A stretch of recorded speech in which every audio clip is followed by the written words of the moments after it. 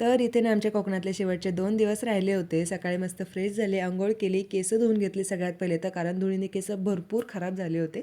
Straightening वगैरे करून घेतली, थोडेसे व्हिडिओज वगैरे पण काढले. शेवटचे 2 दिवस राहिले होते म्हणून हॉटेलचा बाहेरचा जो नजारा होता आणि इतका सुंदर होता त्याचा आनंद घेतला.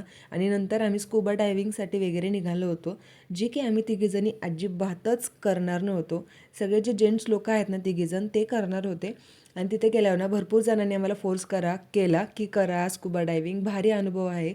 म्हटलं अनुभव आम्हाला घ्यायचा पण नाही. आणि खरं तर ना ते जे खाली जाऊन मासे बघणार होते ना त्यांना जर वरनं खायला टाकलं काही तर ते आपोआप वरती यायचे. आणि ना आम्ही काय करायचो, कुणी जर खाली गेलं ना मग ते मुद्दामून आम्ही भरपूर खायला टाकायचो त्या माशांना, म्हणजे खाली जे गेले ना त्यांना मासेच बघायला नाही भेटणार.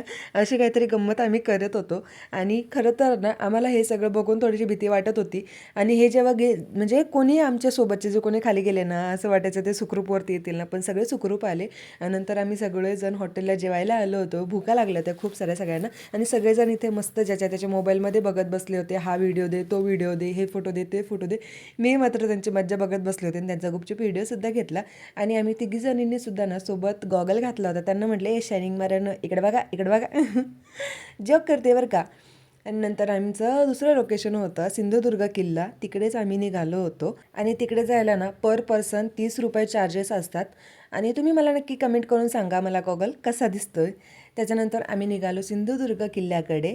आणि इतकं छान वाटत होतं ना समुद्रामधनं जायला, म्हणजे बोटिंग करायला बरं का. समुद्रामधनं जायला म्हणतो मी म्हणशाल हे काय. नाही नाही, बोटिंग करायला खरं तर भारी वाटत होतं, एकदम छान.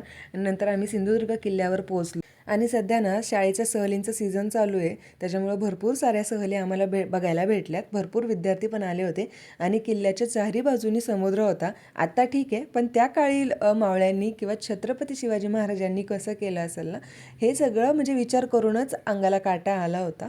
आणि नंतर रात्रीच्या वेळेला ना आम्ही कोकणातलं मार्केट बघायला गेलो होतो. तिकडे काही मसाले वगैरे घेतले आणि काही मासे पण घ्यायचे होते ताजे ताजे. पण रेट जर आम्हाला सेम वाटले नाशिकचे आणि कोकणातले. एनिवेज तरी पण आम्ही मासे घेतलेच. आणि यांनी असा फोटो पण काढला. आणि आम्ही ना मासे घेऊन चाललो होतो, पण बाजूला इतके कुत्रे होते ना, ते असं वाटायचं तो मासा घेऊनच पळतो की काय. त्याच्यामुळं हे मधनं मासे घेऊन चालले होते आणि साईडनी हे बाकीचे सगळे बॉडीगार्ड्स उभे होते. आणि चला चला सरका सरका सरका, बाजूला व्हा, हॅलो हॅलो हॅलो. असं सगळं काहीतरी त्यांची कॉमेडी चालू होती आणि मी मस्तपैकी व्हिडिओ काढत होते. आणि नंतर मस्तपैकी जेवण वगैरे केलं. ह्यांनी मासा खाल्ला, सुरमई घेतली होती यांनी. आम्ही काजूची भाजी वगैरे, बटाट्याची भाजी असं खाल्लं. पण व्हेजिटेरियन जेवण मात्र एक नंबर भेटलं होतं आम्हाला. चपाती वगैरे एकदम ताज्या ताज्या. मग उकडीचा मोदक खाऊन आमच्या दिवसाचा शेवट केला. चला तर मग बाय बाय, जय गणेश.